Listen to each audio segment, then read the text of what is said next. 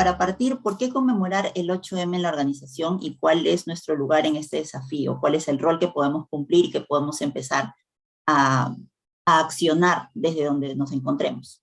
En la ruta de hoy vamos a hablar del contexto, vamos a ver algunas cifras de la desigualdad todavía persistente y vamos a finalmente ver cómo pasar del discurso a la acción. Un poco de contexto histórico del 8M y me gustaría partir haciendo una salvedad que probablemente ya hayan visto y que es importante, y les voy a comentar por qué es importante más allá del lenguaje, que ya es importante. Esta es una fecha en la que se conmemora. Entonces ustedes de repente se preguntarán, bueno, pero si me dicen feliz día y me regalan flores y me dan chocolates y la organización hace una actividad particular para mujeres en las que nos regalan algo, eso es una celebración, un festejo que no solamente invisibiliza lo que se quiere conmemorar. ¿Por qué? Porque cuando conmemoramos recordamos solemnemente algo, y el 8M, y en general ahora todo marzo, implica poder mirar hacia atrás, no solamente en lo que ocurrió cuando empezó el movimiento que lo que buscaba era la igualdad, que aún no se consigue respecto a derechos, a condiciones de trabajo para hombres y mujeres, sino que nos pone en un lugar en el que cuando conmemoramos podemos ver todo lo que se ha avanzado, poco o mucho, y todo lo que todavía nos falta por trabajar, todavía en qué todavía tenemos una deuda, no solamente con quienes actualmente formamos parte de la sociedad o de la comunidad, sino con las generaciones que vienen. ¿Cuál es la sociedad, cuál es la comunidad que le queremos dejar a nuestros hijos, a nuestras hijas? ¿Y qué estamos haciendo para mejorar eso? Por eso es importante y por eso es relevante, no es un capricho hacer esta salvedad respecto a por qué no se conmemora, por qué no se celebra ni se festeja si no se conmemora, porque esta conmemoración, que tiene además este contenido de memoria, de recordar, nos debe llevar a la reflexión y obviamente posteriormente a la acción. ¿Qué es lo que nos toca hacer? ¿No? Entonces, hecha esa salvedad, les voy a contar un poco sobre cómo empezó este movimiento para poder llegar para poder buscar la igualdad. En 1908, 15.000 mujeres en Nueva York salieron a marchar buscando mejorar sus condiciones de trabajo y el derecho a voto. Y aquí les cuento algo súper, en verdad, medio anecdótico y que es importante. Ayer llevaba al colegio a mi sobrina, la llevo al colegio, y justo prendí la radio y dijeron algo del Día de la Mujer. Entonces ella me mira y me dice, ¿por qué se celebra el Día de la Mujer? Tiene 11 años. Y yo dije, este es mi momento. Y le dije, le conté en líneas generales, a mí no me gusta subestimar a mi sobrina, ni a mis sobrinos, ni a los niños y niñas en general. Yo les hablo porque, como a personas grandes porque siento que tienen la capacidad de entender. Pero dentro de lo que le comentaba, le dije que, por ejemplo, le dije, aquí en Perú, las mujeres no teníamos derecho a voto, y se quedó así como sorprendida, ¿no? Como no entendía. Y digo, por el hecho de ser mujeres, recién en 1955 pudimos empezar a votar. Y no entendía en su inocencia y en cómo ella vive el día a día, no entendía por qué hacían la distinción de por qué mujeres no podíamos votar antes de eso. Entonces, después de eso, bueno, seguimos conversando, pero yo siento que a sus 11 años pudo ver algo. Entonces, a mí lo que me gustaría y lo que buscamos siempre en Liderar a Mujeres, más allá de ir al enfrentamiento, que es algo en lo que siempre hacemos énfasis, es buscar la reflexión. ¿Qué es lo que estamos haciendo? ¿Cuáles son los sesgos que nos acompañan? Entender por qué se realizaron estas luchas y qué es lo que han conseguido hasta el día de hoy, ¿no? Entonces, cierro el paréntesis de la anécdota del día de ayer.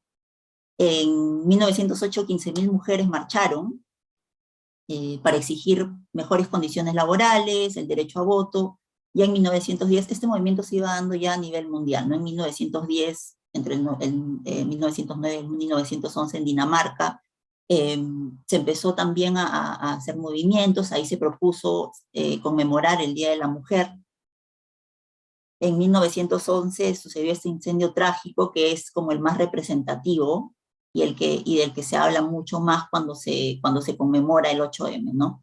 En el que mujeres trabajaban en condiciones pésimas en una textil, las encerraban con candado para evitar robos, para evitar que salieran, y finalmente murieron. Las que no murieron incendiadas murieron porque se aventaron por las ventanas para no morir en el incendio, que finalmente fue así. Y bueno, esto movilizó aún más todas estas marchas que ya estaban habiendo.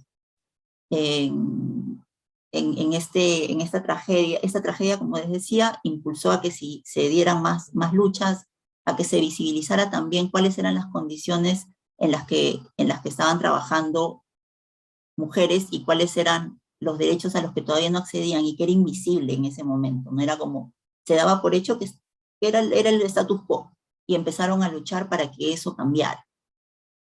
En 1917, bueno, con la Revolución Rusa y la salida del zar, muchas mujeres ya seguían en huelga y ahí se reconoce y se les da el derecho a voto. Respecto a la conmemoración del 8M, en Perú recién se empieza a conmemorar el 8M en 1983. O sea, yo tenía ya un año y recién se empieza a conmemorar esta fecha. Y se empieza a conmemorar con movimientos sociales y con movimientos feministas. El Estado, como tal, recién se hace parte de esta conmemoración en 1996, hace no mucho. Y se suma a esta conmemoración porque se crea el Ministerio de Promoción del Derecho de la Mujer y de Derecho Humano, que con el tiempo fue evolucionando de nombre, ¿no? Entrando un poco más en los hitos en Perú, ¿qué es lo que sucede? Y acá, más allá de hacer una lista de cuál es el marco jurídico que garantiza en papel las condiciones de igualdad, porque debería bastar con que en la Constitución Política, uno de los artículos más importantes habla de la igualdad y no discriminación de las personas en función de su religión, sexo, ninguna índole. Debería bastar, ¿no? Ese es el paraguas sobre el que las personas deberíamos pensar que vivimos en una comunidad en la que no existe la discriminación. Sin embargo, como eso no ha sido suficiente, desde el 80 hasta el 97, el Congreso ha aprobado cerca de 30 leyes para garantizar que el Estado está dando las condiciones de igualdad a todas las personas. En el 96 nace el PROMUDE, que luego se convierte en el Ministerio de la Mujer, luego se convierte en el Ministerio de la Mujer y Poblaciones Vulnerables. En el 2000 se diseña el primer Plan Nacional de Igualdad entre Hombres y Mujeres. En el 2003 se diseña el primer Plan Nacional contra la Violencia hacia la Mujer. Y mientras yo les voy contando esto, me gustaría que vayan de repente repasando cuáles son los acontecimientos o las noticias que han visto en los últimos años, y si creen que hay alguna concordancia respecto al marco jurídico que nos ampara y respecto a lo que sucede en la realidad, a lo que vemos en las noticias, ¿no?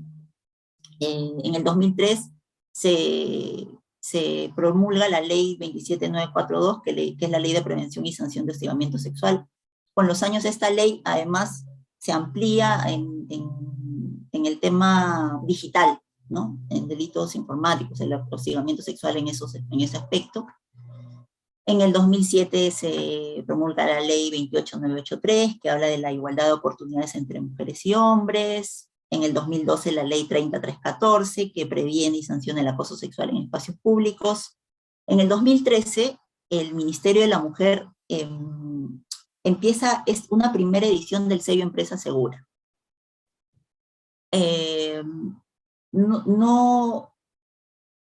Este sello lo que busca es certificar a las organizaciones, personas jurídicas, y les da un sello, tipo, me imagino que el que conocen ustedes es el sello, la marca Perú.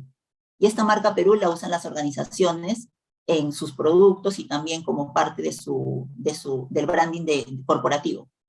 Este sello Empresa Segura lo que busca es un sello de libre de violencia y discriminación de la mujer, discriminación contra la mujer. Y revisa 4 aspectos en la organización: transversalización del enfoque de género, busca garantizar la igualdad en condiciones laborales y económicas, aspectos de conciliación de la vida laboral, familiar y personal, y finalmente temas de violencia, cómo afrontarla y cómo prevenirla en la organización. El sello, al obtener el sello, las organizaciones pueden utilizarlo en su branding como parte de su comercialización, pero además pueden acceder, las empresas que licitan con el Estado tienen un puntaje particular por tener este sello. Este sello es, digamos, un baby steps todavía.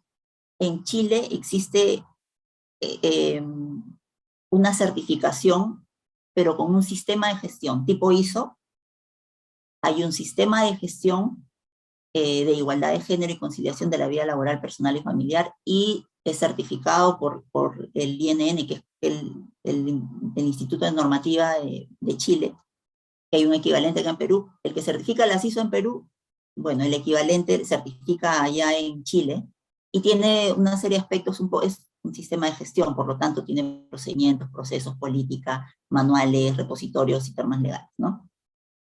En el 2013 hubo una primera edición del sello Empresa Segura acá en Perú. Es una certificación que toma 2 años, que dura 2 años, y cada 2 años la empresa puede volver a certificarse. No sé qué tanta promoción ha habido, porque yo la verdad es que hasta hace algunos años, inclusive estando inmersa en el tema, para mí fue nuevo. Cuando empecé en Lidera Mujer acá en Perú, para mí fue esto como tema. Yo decía, ¿por qué no lo he escuchado antes? Porque básicamente las empresas a las que acceden a este sello son las que licitan. Y lo que buscan es acceder al portafolio para poder tener el sello, sin comprender que realmente lo que importa cuando las empresas se certifican en este tipo de normas y en este tipo de sellos es una transformación cultural. La consecuencia es la certificación, la consecuencia es el acceso al sello, pero todo lo que viene detrás es lo realmente importante y realmente el propósito de que se creen estos sellos y estas certificaciones. Bueno, en el 2016 se promulgó, la ley 364, que es para prevenir, sancionar y erradicar la violencia contra las mujeres e integrantes del grupo familiar. Y en el 2018, la ley 3079, que prohíbe la discriminación remunerativa. Esta ley además viene acompañada de una guía en la que se les orienta a las instituciones, a las empresas, a las organizaciones sobre cómo deben garantizar la igualdad de salarios y condiciones en las distintas posiciones. Viendo todo esto, todo este marco jurídico, además de los 30 años que le preceden al 96, claro, uno diría, y no solo nosotros, el Banco Mundial hace un ranking anual, y el ranking es un indicador que se llama Mujeres, Negocios y Ley, y el año pasado, el resultado del 2021 da 10 países como los que tienen plena seguridad, plena igualdad de las mujeres, en el marco jurídico por lo menos. Por supuesto, en los 10 primeros están Bélgica, Canadá, Dinamarca, Francia, Islandia, Irlanda. Lo que llama la atención es que en el puesto 12, o sea, 12º, está Perú. O sea, Perú es el país de la región con mejor protección jurídica a las mujeres, según el Banco Mundial.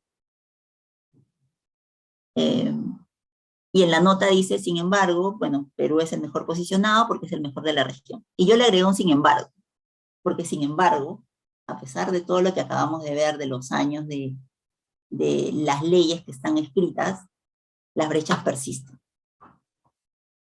¿Y cómo es que persisten? A nivel mundial, eliminar las brechas, este es un indicador de la web, del Foro Económico Mundial, tomará 135 años igualar la cancha.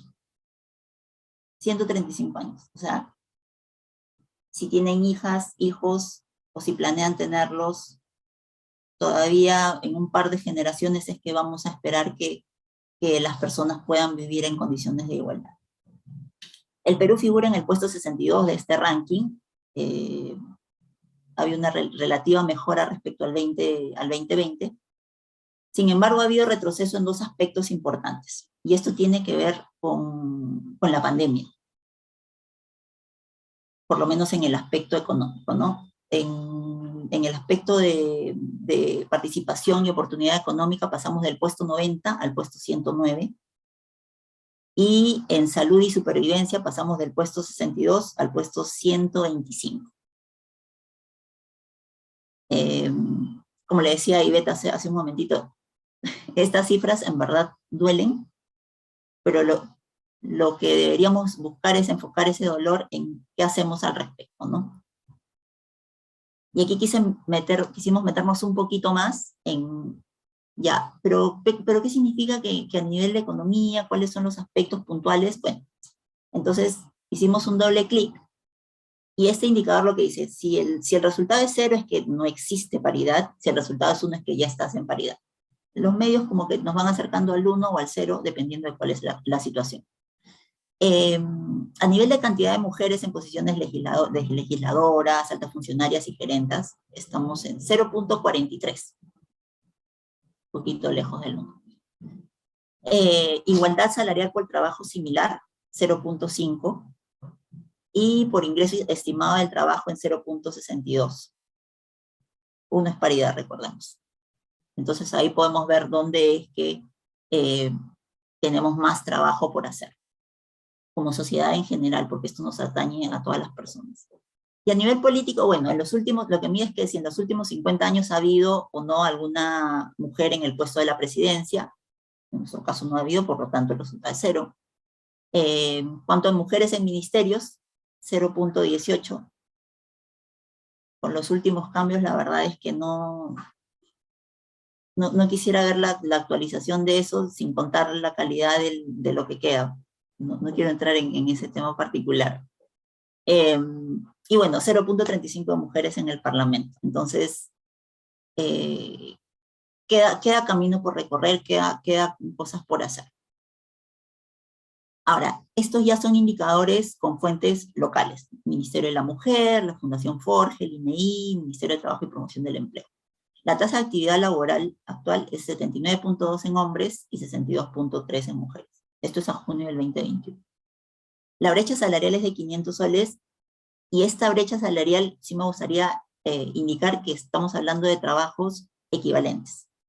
No es que metemos en una bolsa lo que ganan todas las mujeres, porque esa brecha es mucho más amplia, considerando que las mujeres son en mayor parte las que trabajan en la informalidad o como emprendedoras, como autoempleadas. El 53% tiene un empleo vulnerable.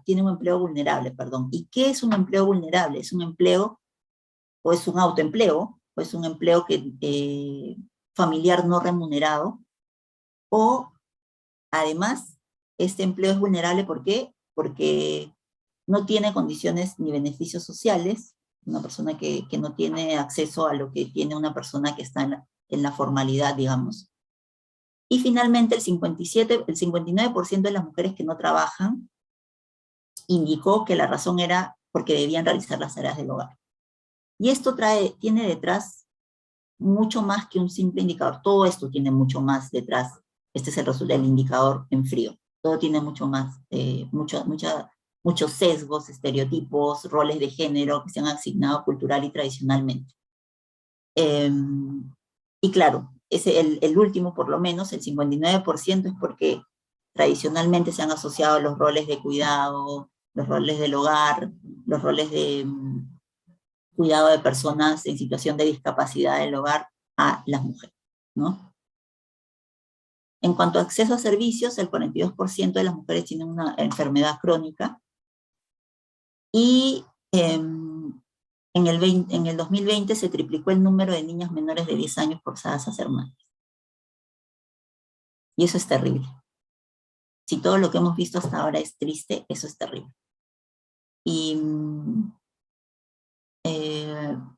perdón, este es un número que en verdad a mí particularmente me lleva a pensar en muchas cosas y a pensar sobre todo que los y las invito a pensar en realidades distintas a las nuestras, a pensar en el privilegio, a reconocerlo, a pensar qué estamos llamadas y llamados a hacer desde la posición de privilegio que tenemos.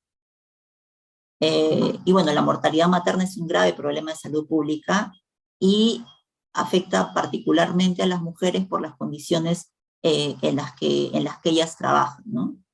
Y el acceso a la salud que tienen. Bueno, en cuanto a la interrupción escolar, 7 de cada 10 mujeres, 7 de cada 10 adolescentes, perdón, culminan la secundaria, y quienes dejan la escuela son mayormente mujeres por razones de género, porque se decide que si alguien tiene que quedarse en la casa, entonces que sea la mujer, porque, entre comillas, y de nuevo voy al estereotipo de género y a los roles de género, es la que podría cuidar mejor de la casa, es la que podría cuidar mejor de las personas, de las hermanas, los hermanos menores, es la que podría cuidar mejor del abuelito, de la tía que está enferma, ¿no?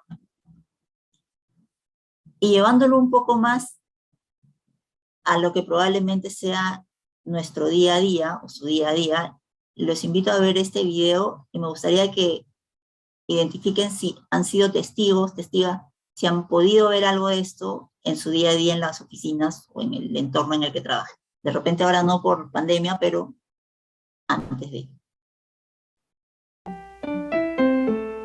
¿Sí? Sí, se escucha. Y también se ve. Seguramente has vivido una situación como esta. Estás en una reunión de trabajo en la que participan hombres y mujeres. Todas y todos esperan a que se instale el equipo multimedia y de pronto el jefe dice: mientras traen el equipo, podríamos servirnos un cafecito. Y entonces una mujer empieza a preparar el café para servirlo. Luego ingresa la secretaria con el equipo multimedia para instalarlo. Pero el jefe dice: Luis, mejor instala tú el proyector para que no falle nada.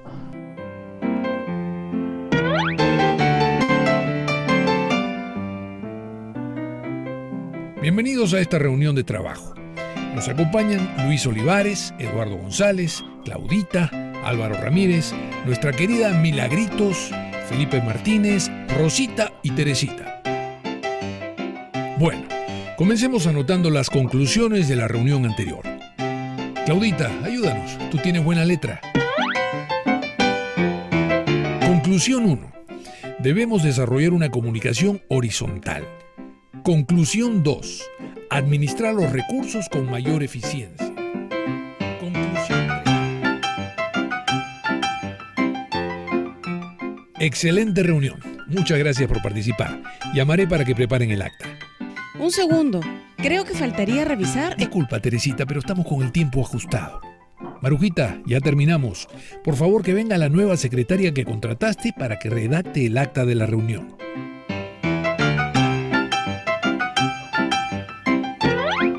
Disculpe, señor, pero la reunión ya acabó.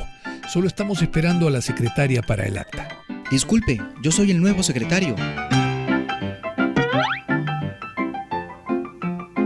Sí, de verdad soy yo.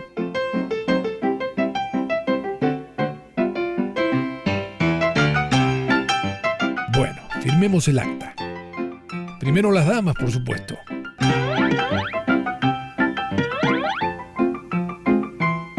Rosita, ordénate la sala, por favor, para la siguiente reunión. ¿Qué ves en esta situación? ¿La has vivido alguna vez? ¿Cómo puede cambiar esto?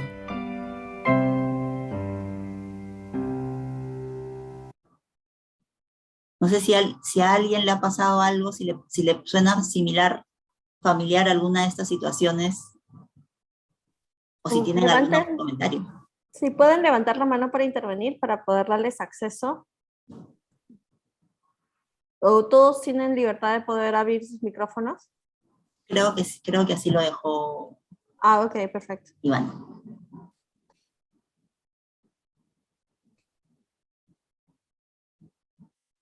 aprovechando que son poquitas, tómense el espacio para reflexionar en conjunto.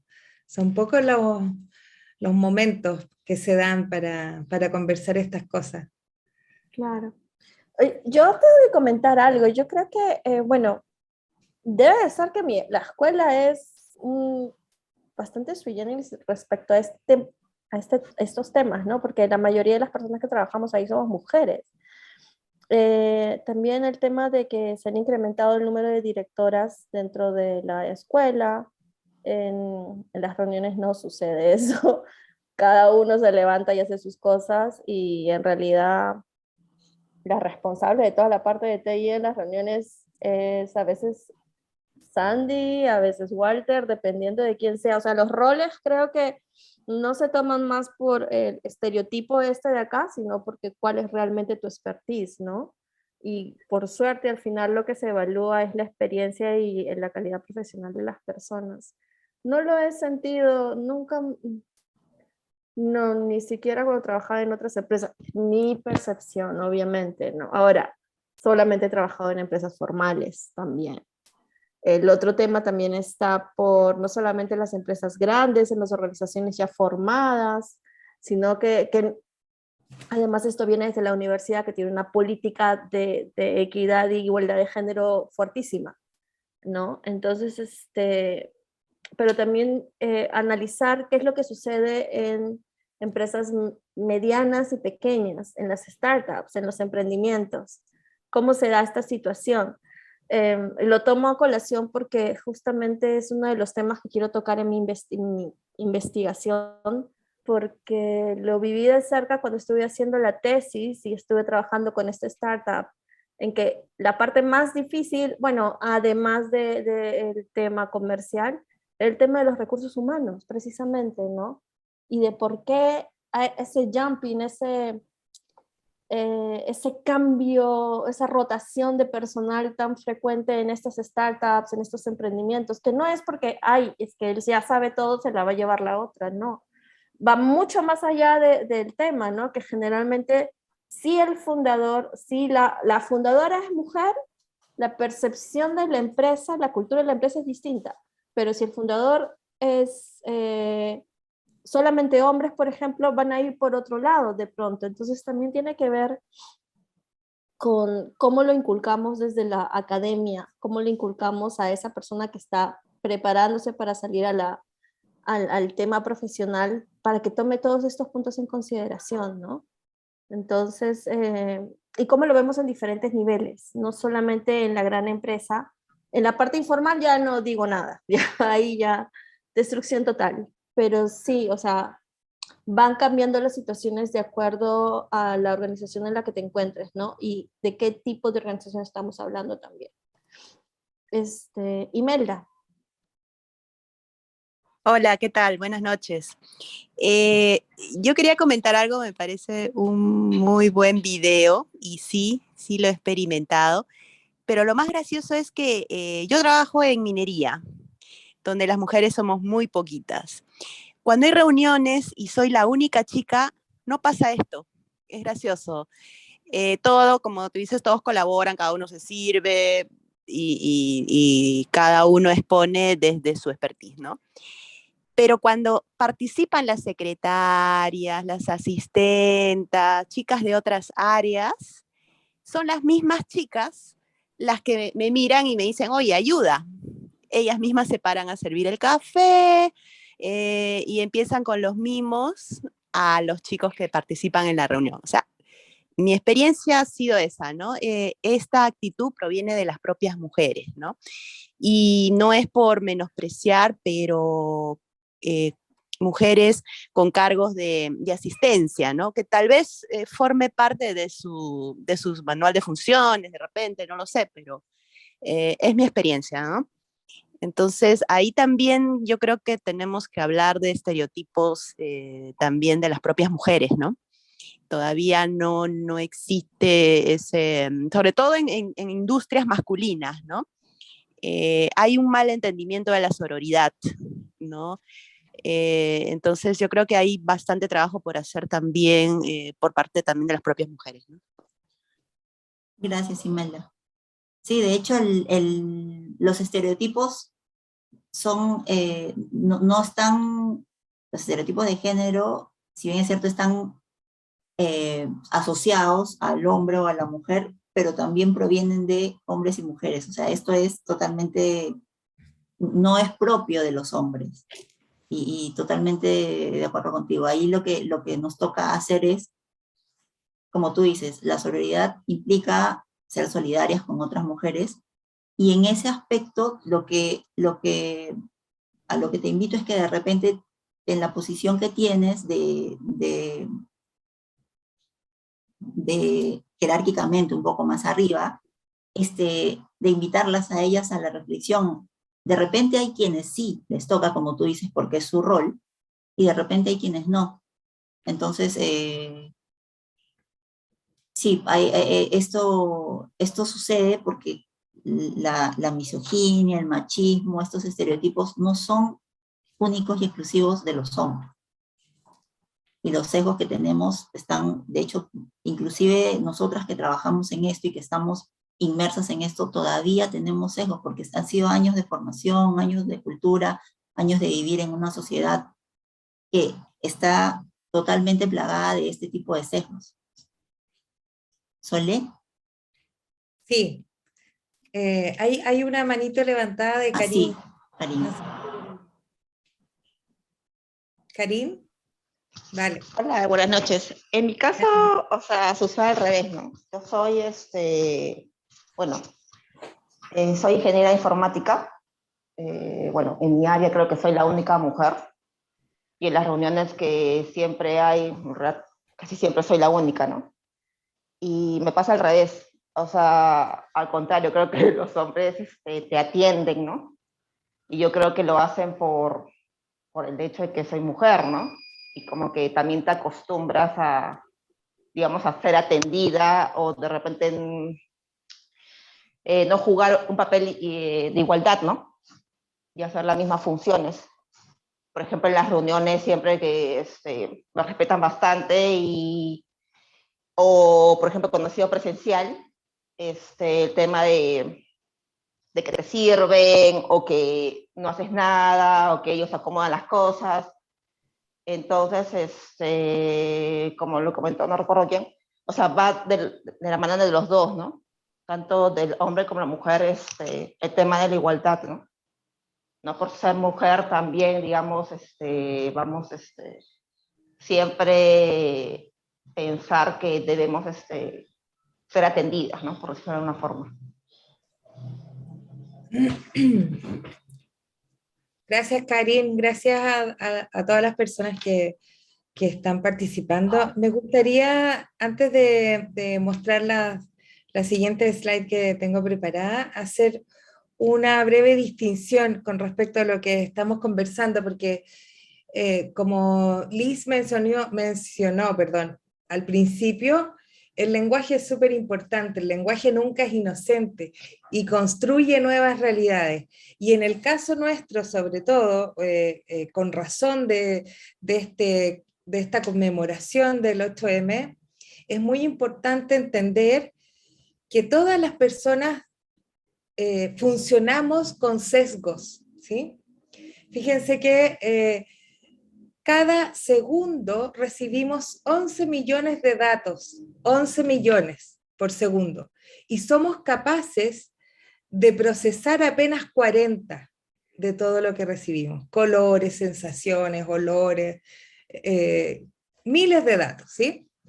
Y solo procesamos 40. Si hacemos una operación matemática, eso nos da cuenta que tenemos un 99,9% de sesgos operando durante todo el día, todas las personas, ¿sí? Por lo tanto, esos sesgos nos hacen caer a veces en errores involuntarios, ¿verdad? Por ejemplo, pensar o decidir y etiquetar a las personas.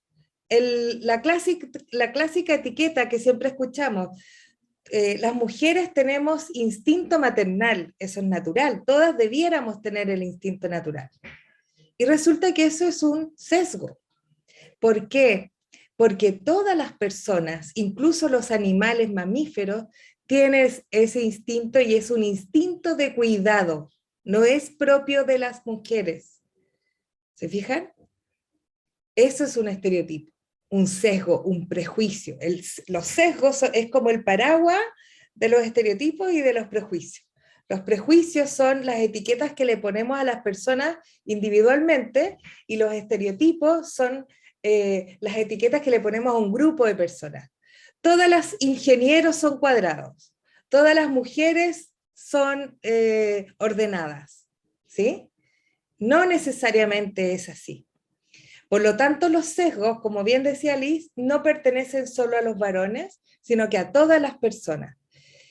Y va a depender de cómo nos educaron, de cómo hemos vivido, de qué privilegio hemos tenido, qué privilegio hemos podido vivir, ¿no es cierto? ¿Qué experiencias podemos tener? Pero siempre podemos elegir a través de la reflexión justamente desenterrar estos sesgos, estos atajos mentales. Entonces, por eso las invito a no sesgarse, valga la redundancia, a pensar que esto es culpa de los hombres o culpa de las mujeres, o esto es culpa de la historia que hemos tenido. Como nos mostraba Lisa al principio, ¿no? Recién hace poquito tuvimos el derecho a voto, hace poco tuvimos ciertos derechos que todavía tenemos que seguir peleando, porque fíjense que al revés, a la diferencia con nuestros compañeros varones, ellos no siempre tienen que estar validándose y revalidándose. En cambio, nosotras sí. Un ejemplo de eso, al principio estábamos comentando que ahora el 11 de marzo es el cambio de gobierno en Chile, y primera vez que tenemos mayoría de ministras mujeres. Más encima, muchas de ellas son jóvenes, que tienen un promedio de 30, 35 años. Por lo tanto, son varias madres de niñas y niños pequeños.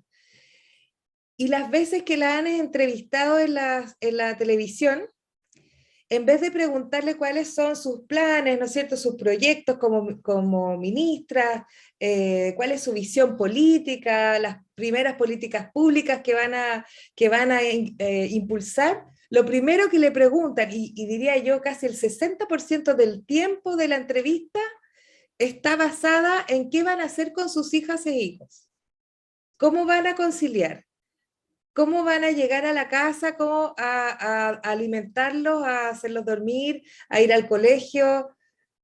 Entonces, yo me pregunto, y bueno, varias nos preguntamos, ¿a los ministros varones alguna vez le han preguntado qué van a hacer con sus hijos pequeños una vez que asuman el mando?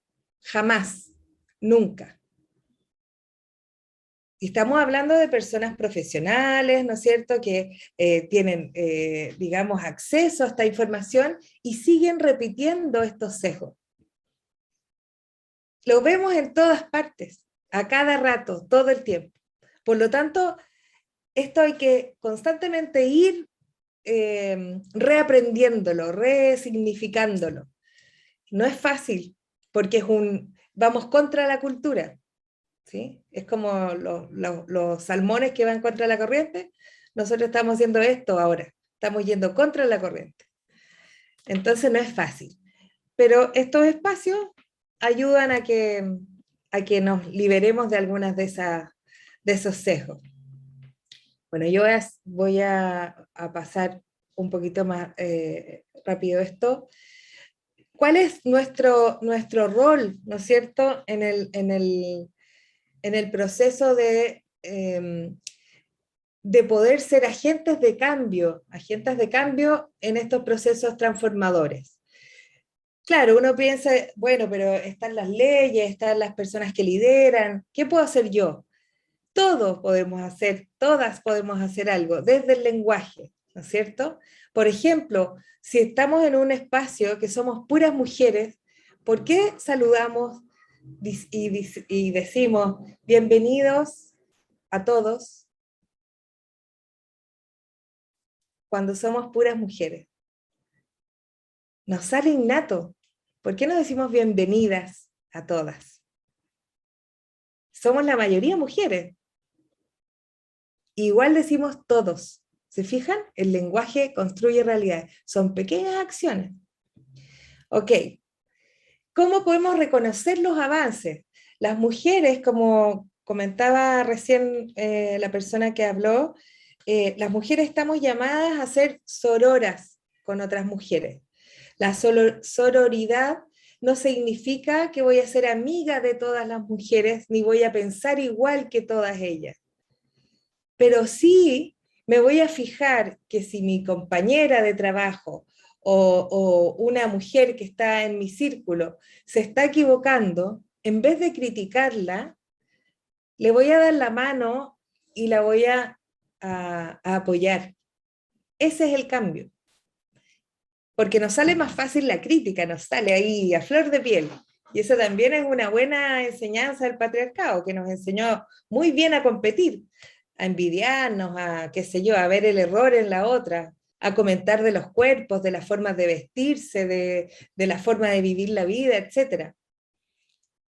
Pero nosotras tenemos que reenseñarnos o reeducarnos a colaborar, a ver cómo apoyo a mi compañera, cómo la mentoreo en algo que yo sepa, cómo le pido ayuda en algo que ella sepa, cómo hacemos sinergia, cómo somos más poderosas. Somos la mayoría del universo, somos el 52% de la población las mujeres.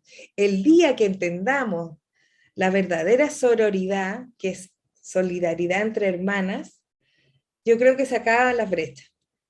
Si empezamos a apoyarnos entre todas, yo creo que le ganamos al machismo, le ganamos a los estereotipos y todo eso. Entonces, empecemos a reconocer a otras mujeres, visibilicemos los logros de otras mujeres, aplaudamos las cosas que hacen bien y ayudemos a las que están equivocadas. ¿Sí?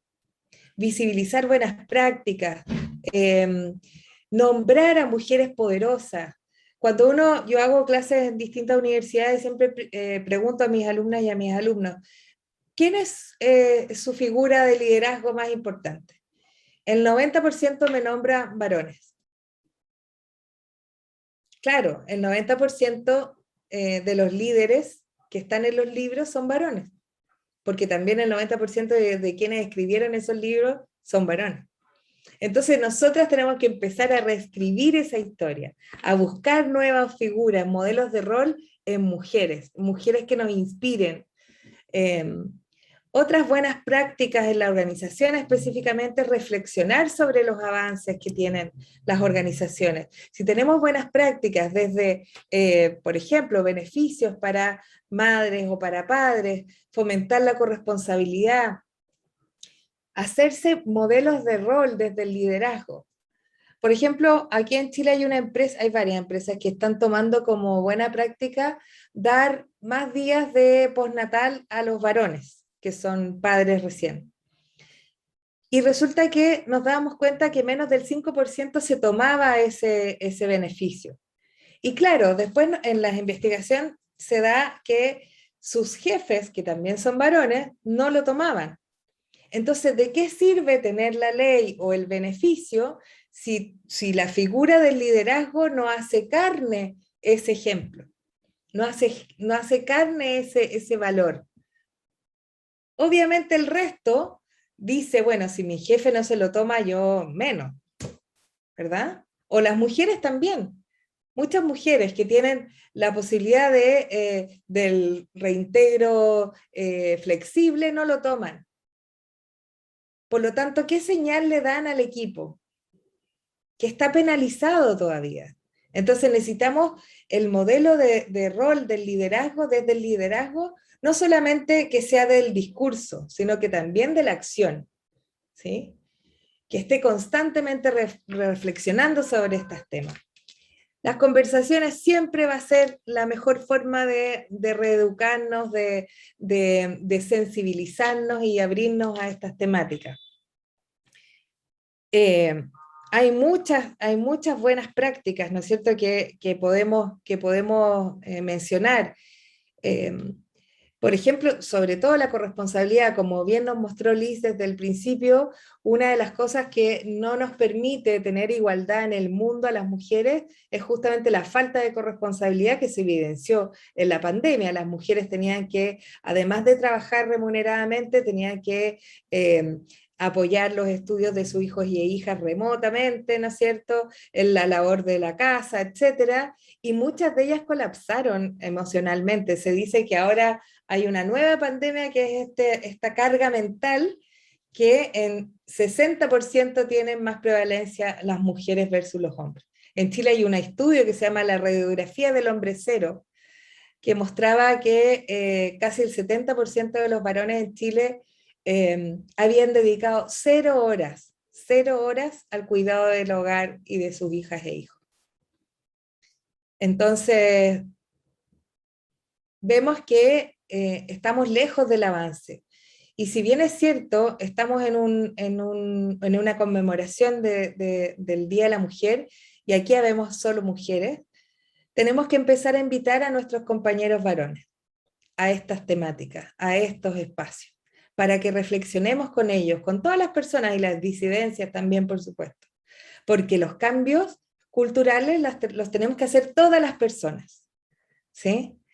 Tenemos que hablar el mismo idioma, tenemos que estar convencidas y convencidos de que esto es necesario, no solamente para mejorar la calidad de vida de las mujeres, que por supuesto lo va a hacer, sino que porque cuando trabajamos por la diversidad, por la inclusión, por la igualdad y la equidad, la sociedad entera se beneficia.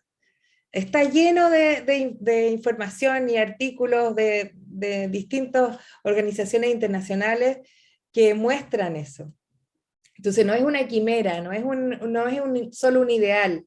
Hay indicadores concretos, financieros, educacionales, de salud, etc. Un montón de indicadores que demuestran que trabajar con estas perspectivas es un muy buen negocio. Es una mirada estratégica que mejora todos los indicadores que pudiéramos revisar. Por lo tanto, las organizaciones tienen un rol no solamente económico, financiero, etcétera, sino que también un rol social, un rol de transformadores sociales, de transformadoras sociales, de formar equipos diversos, de formar equipos colaborativos, de reconocer las demandas familiares de cada persona, no solo las personas que son madres y padres, sino que también aquellas personas que tienen otro tipo de familia, o que son solteras y solteros. Generalmente pensamos, eso también es un estereotipo, que como es soltera, no tiene hijos, la podemos llamar a cualquier hora, le podemos dar trabajo los fines de semana, la mandamos a ella, total no tiene hijos. Pero también tiene una vida personal que tiene que conciliar, todas las personas. Entonces no podemos pensar por otras u otros, ¿sí? En el fondo el respeto es la base de todo esto. Parece como obvio, pero en la realidad no es tan obvio. Bueno, y para prevenir la sobrecarga, básicamente trabajar la corresponsabilidad en el hogar. De todas maneras, los hombres no ayudan en su casa, uno ayuda cuando va de visita, en su casa tiene que gestionar en su casa, como gestiona su equipo, gestiona su casa. Realizar actividades físicas, bueno, manejar el estrés con distintas formas, cada uno verá qué fórmula le hace más sentido, ¿no es cierto? Y yo creo que lo más importante para todas estas cosas, para todas las transformaciones culturales, ya sean dentro de una organización o en la casa, en la familia, con las amistades, es abrir la conversación.